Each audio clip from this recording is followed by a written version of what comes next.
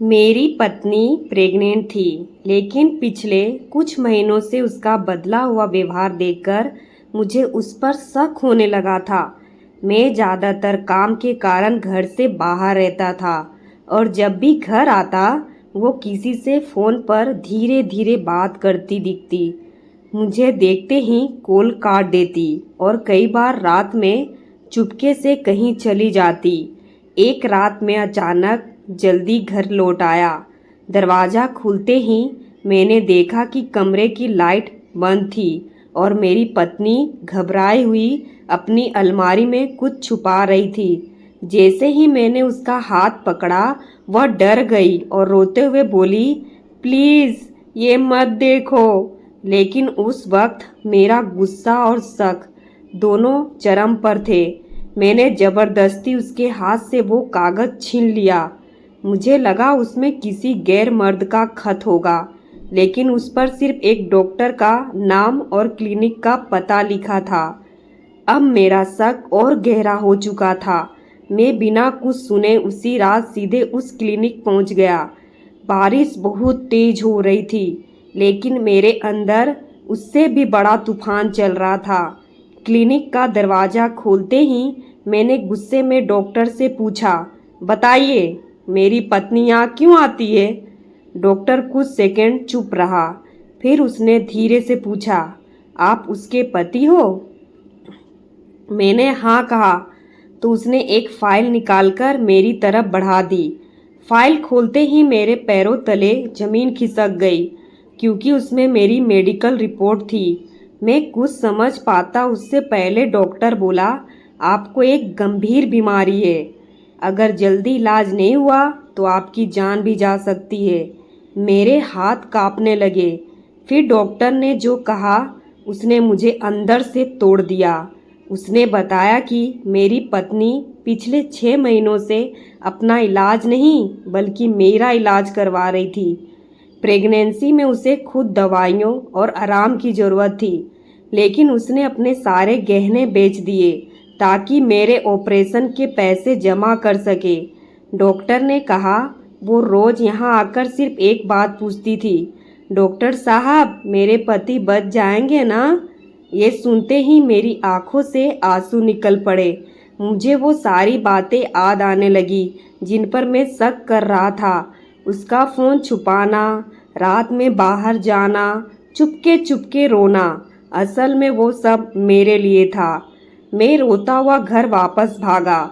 घर पहुंचकर देखा तो वो दरवाजे के पास ज़मीन पर बैठी मेरा इंतज़ार कर रही थी। मुझे देखते ही वो खड़ी हुई, लेकिन मैं सीधा उसके पैरों में गिर पड़ा। मेरी आवाज़ काँप रही थी। मैंने रोते हुए कहा, मुझे माफ़ कर दो। वो भी रोने लगी और बोली, मुझे डर था कि अगर तुम्हें बीमारी के बारे में पता चला तो तुम टूट जाओगे। उस रात मुझे पहली बार समझ में आया कि जिस औरत पे मैं शक कर रहा था वो तो अपनी ज़िंदगी से ज़्यादा मेरी ज़िंदगी बचाने में लगी थी। उस रात के बाद मेरी ज़िंदगी पूरी तरह बदल चुकी थी। मैं हर पल अपनी पत्नी की आंखों में वही दर्द देख रहा था जो मैंने उसके अपने शक से दिया कर था। अगले दिन जब मैं उठा तो वो रसोई में मेरे लिए नाश्ता बना रही थी, जैसे कुछ हुआ ही नहीं। लेकिन अब उसकी मुस्कान के पीछे छुपी थकान मुझे साफ दिखाई दे रही थी। प्रेगनेंसी के बावजूद उसने कभी अपनी तकलीफ मुझे महसूस नहीं होने दी। मैंने पहली बार गौर किया कि उसके हाथों में वो सोने की चूड़ियाँ भी नहीं थी, जिन्हें वो शादी के बाद कभी उतारती नहीं थी। धीरे धीरे मुझे समझ आने लगा कि मेरे इलाज के लिए उसने कितनी चीज़ें चुपचाप बेच दी थी। कुछ दिनों के बाद डॉक्टर ने मुझे अस्पताल बुलाया। उन्होंने साफ कहा कि ऑपरेशन जल्दी करना ज़रूरी है, वरना बीमारी जानलेवा साबित हो सकती है। ऑपरेशन का खर्च सुनकर मेरे पैरों तले ज़मीन खिसक गई। मैं सोच में पड़ गया कि इतनी बड़ी रकम आखिर कहाँ से। और तभी डॉक्टर ने मुझे एक रसीद दिखाई। उस पर मेरी पत्नी के साइन थे।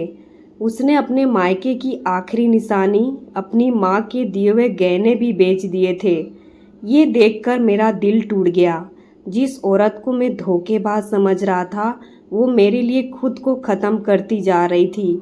ऑपरेशन का दिन आ गया। मुझे ऑपरेशन थिएटर के अंदर ले जाया गया था और बाहर मेरी पत्नी हाथ जोड़कर भगवान से रो रो कर प्रार्थना कर रही थी। तभी अचानक उसे तेज दर्द हुआ और वो जमीन पर गिर पड़ी। डॉक्टर भागकर उसके पास पहुंचे। कुछ देर के बाद पता चला कि उसकी हालत भी बहुत ख़राब हो चुकी है। प्रेगनेंसी में लगातार तनाव और कमजोरी की वजह से उसकी तबीयत बिगड़ गई। लेकिन होश में आते ही उसने सबसे पहला सवाल यही पूछा, मेरे पति ठीक है ना? मेरी आंखों से आंसू रुक ही नहीं रहे थे। उस दिन पहली बार मुझे अपने आप से नफरत हुई। ऑपरेशन सफल रहा लेकिन मेरी पत्नी की हालत अभी भी गंभीर थी। मैं आईसीयू के बाहर बैठकर पूरी रात रोता रहा। सुबह डॉक्टर बाहर आए और मुस्कुराकर बोले, मुबारक हो, आपकी पत्नी और बच्चा दोनों सुरक्षित थे। ये सुनते ही मैं फूट फूट कर रो पड़ा। कुछ देर बाद जब मैं कमरे में गया तो उसने कमज़ोर मुस्कान के साथ मेरा हाथ पकड़ा और बोली, अब कभी मुझ पर शक मत करना। उस पल मैंने उसके माथे को चूमते हुए सिर्फ इतना कहा, अब इस ज़िंदगी में अगर किसी पर सबसे ज़्यादा भरोसा है तो वो तुम हो। समय धीरे धीरे गुजरने लगा। मेरी तबीयत अब पहले से बेहतर थी, लेकिन मेरी पत्नी की हालत मुझे हर दिन अंदर से तोड़ देती थी। डॉक्टर ने साफ कहा था कि प्रेगनेंसी के दौरान जितना तनाव उससे झेला है, उसका असर उसके शरीर पर बहुत बुरा पड़ा है। अब उसे पूरी तरह आराम की ज़रूरत थी, लेकिन वो फिर भी मेरी दवाइयों का ध्यान रखती, समय पर खाना बनाती और हर रात मुस्कुरा कर यही कहती, अब सब ठीक हो जाएगा। एक दिन मैं दवाई लेने के लिए उसकी अलमारी खोल रहा था, तभी मुझे नीचे एक पुरानी डायरी मिली। शायद वो जल्दी में उसे छुपाना भूल गई थी। मैंने धीरे से डायरी खोली और पहला पन्ना पढ़ते ही मेरी आंखें भर आई। उसमें लिखा था, अगर मुझे कुछ हो जाए तो मेरे बच्चों को कभी ये मत बताना कि उसकी माँ आखिरी दिनों में कितनी डरी हुई थी। मेरे हाथ कांपने लगे। मैं पन्ने पलटता गया और हर पन्ने पर सिर्फ मेरे लिए दुआएं लिखी थी। उसने कहीं भी अपने दर्द का जिक्र नहीं किया था। हर जगह बस यही लिखा था, भगवान मेरे पति को बचा लेना। उस रात में पूरी तरह टूट चुका था। मैं उसके पास गया तो वो सो रही थी। उसके चेहरे की मासूमियत देखकर मेरी आंखों से आंसू बहने लगे। मैंने पहली बार महसूस किया कि सच्चा प्यार कैसा होता है। वो प्यार जो बिना कुछ मांगे सिर्फ सामने वाले की खुशी चाहता है। तभी अचानक उसकी नींद खुल गई। उसने मुझे रोते देखा तो घबरा गई और बोली, क्या हुआ? लेकिन मैं कुछ नहीं बोल पाया। मैं बस उसका हाथ पकड़कर रोता रहा। कुछ दिनों के बाद उसकी डिलीवरी का समय आ गया। पूरे अस्पताल में तनाव का माहौल था। डॉक्टर उसे ऑपरेशन थिएटर में ले गए और मैं बाहर भगवान के सामने हाथ जोड़कर खड़ा था। तभी अंदर से बच्चे के रोने की आवाज़ आई। मेरी खुशी का ठिकाना नहीं रहा। लेकिन अगले ही पल डॉक्टर बाहर आए और उनका चेहरा गंभीर था। उन्होंने धीरे से कहा, बच्चा सुरक्षित है, लेकिन आपकी पत्नी की हालत बहुत नाजुक है। मेरी दुनिया जैसे वहीं रुक गई। मैं भागकर आईसीयू के बाहर पहुंचा। कुछ देर बाद मुझे अंदर जाने दिया गया। वो बहुत कमज़ोर हो चुकी थी।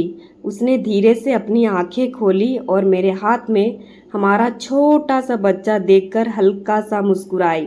फिर कांपती आवाज़ में बोली, देखो बिल्कुल तुम्हारी तरह है। मैं ज़ोर ज़ोर से रोने लगा। उसने मेरा हाथ कसकर पकड़ा और कहा, मुझसे एक वादा करो, हमारे बच्चे को कभी अकेला मत छोड़ना। मैं बार बार कहता रहा, तुम्हें कुछ नहीं होगा, लेकिन शायद उसे सब पता चल चुका था। उसकी पकड़ धीरे धीरे कमज़ोर होने लगी। मशीनों की आवाज़ तेज हो गई और अगले ही पल उसका हाथ हमेशा के लिए मेरी उंगलियों से छूट गया। उस पल ऐसा लगा जैसे मेरी पूरी दुनिया खत्म हो गई हो। आईसीयू में मशीनों की आवाज़ लगातार गूंज रही थी और मैं अपनी पत्नी का हाथ पकड़कर जोर जोर से रो रहा था। डॉक्टर मुझे संभालने की कोशिश कर रहे थे, लेकिन मेरे कानों में सिर्फ उसकी आखिरी बात गूंज रही थी, हमारे बच्चों को कभी अकेला मत छोड़ना। मैं बार बार उसे उठाने की कोशिश कर रहा था, जैसे वो अभी आंखें खोल देगी और मुस्कुरा कर कहेगी कि सब मजाक था। लेकिन इस बार वो सच में मुझे छोड़कर जा चुकी थी। कुछ देर बाद नर्स हमारे छोटे से बेटे को मेरी गोद में दे गई। वो बहुत मासूम था, बिल्कुल अपनी माँ जैसा। उसे देखकर मेरी आंखों से आंसू रुक ही नहीं रहे थे। जिस औरत ने अपनी जान देकर मुझे और हमारे बच्चे को बचाया, मैं उसी पर शक करता रहा। उस दिन पहली बार मुझे अपने आप से नफरत होने लगी। घर लौटने के बाद सब कुछ बदल चुका था। वही दीवारें, वही कैमरा, वही अलमारी, लेकिन अब हर चीज़ उसकी याद दिलाती थी। रात को जब मेरा बेटा रोता तो मैं घबरा कर उसे सीने से लगा लेता, क्योंकि अब उसे चुप कराने के लिए उसकी माँ नहीं थी। कई रातें ऐसी गुजरी जब मैं अपने बेटे को गोद में लेकर फुट फुट कर रोता रहा। एक दिन मैं उसकी पुरानी चीज़ें समेट रहा था, तभी अलमारी के कोने में मुझे एक छोटा सा गिफ्ट बॉक्स मिला। कांपते हाथों से मैंने उसे खोला। अंदर एक छोटी सी रिकॉर्डिंग डिवाइस और एक चिट्ठी रखी थी। चिट्ठी में लिखा था, अगर तुम ये सुन रहे हो तो शायद मैं अब इस दुनिया में नहीं हूँ। मेरे हाथ कांपने लगे। मैंने रिकॉर्डिंग चलाई और अगले ही पल उसकी आवाज़ सुनाई दी। वो धीमे धीमे रो रही थी, फिर बोली, मुझे पता है तुम खुद को बहुत दोष दोगे, लेकिन प्लीज़ ऐसा मत करना। मैंने जो भी किया है अपने परिवार के लिए किया। और हाँ, अगर कभी हमारा बेटा बड़ा होकर पूछे कि उसकी माँ कैसी थी तो उसे कहना उसकी माँ उससे दुनिया में सबसे ज़्यादा प्यार करती थी। मैं ज़मीन पर बैठकर ज़ोर ज़ोर से रोने लगा। तभी रिकॉर्डिंग में उसकी आखिरी बात सुनाई दी, और एक बात, अब कभी किसी अपने पर शक मत करना, क्योंकि शक रिश्तों को धीरे धीरे मार देता है। उस रिकॉर्डिंग को सुनने के बाद मेरी ज़िंदगी पूरी तरह बदल गई थी। अब मेरी दुनिया सिर्फ मेरा छोटा सा बेटा था। मैं उसे माँ और बाप दोनों का प्यार देने की कोशिश करता था, लेकिन हर रात जब वो सो जाता, मैं चुपके से अपनी पत्नी की तस्वीर के सामने बैठकर रोता रहता। मुझे हर पल यही एहसास होता कि मैंने जिस औरत पर सबसे ज़्यादा शक किया, उसने ही मुझे सबसे ज़्यादा प्यार किया था। समय बीतता गया। मेरा बेटा अब 5 साल का हो चुका था। उसकी आदतें बिल्कुल अपनी माँ जैसी थी। वही मुस्कान, वही मासूम आंखें। एक दिन वो खेलते खेलते मेरे कमरे में आया और बोला, पापा, मम्मा सच में भगवान जी के पास चली गई है। सुनते ही मेरा दिल कांप गया। मैंने उसे सीने से लगा लिया और बस इतना कहा, हाँ बेटा, लेकिन वो हमेशा हमारे साथ है। उसी रात मैं अपनी पत्नी की पुरानी अलमारी साफ कर रहा था, तभी नीचे एक छुपा हुआ छोटा सा लॉकर मिला, जिसे मैंने पहले कभी नहीं देखा था। कांपते हाथों से मैंने उसे खोला। अंदर कुछ पुराने कागज, एक फ़ोटो और एक सीलबंद लिफाफा रखा था, जिस पर लिखा था, मेरे जाने के बाद ही खोलना। मेरी धड़कनें तेज हो गई। मैंने तुरंत वो लिफाफा खोला। अंदर एक डीएनए रिपोर्ट थी और नीचे मेरी पत्नी की लिखावट में सिर्फ एक लाइन लिखी थी, मुझे पता था तुम कभी ना कभी हमारे बच्चे पर भी शक करोगे, इसलिए ये सबूत छोड़कर जा रही हूँ। मेरे हाथ कांपने लगे। रिपोर्ट में साफ लिखा था, बच्चा पूरी तरह आपका ही है। मेरी आंखों से आंसू गिरने लगे, लेकिन अगले ही पल मेरी नज़र उसके लिफाफे के अंदर रखी दूसरी चिट्ठी पर पड़ी। उसमें लिखा था, लेकिन एक सच ऐसा है जो मैं तुम्हें कभी नहीं बता पाई। मेरी सांसें रुक गई। मैंने कांपते हाथों से अगला पन्ना खोला और जो लिखा था उसे पढ़कर मेरे पैरों तले ज़मीन खिसक गई।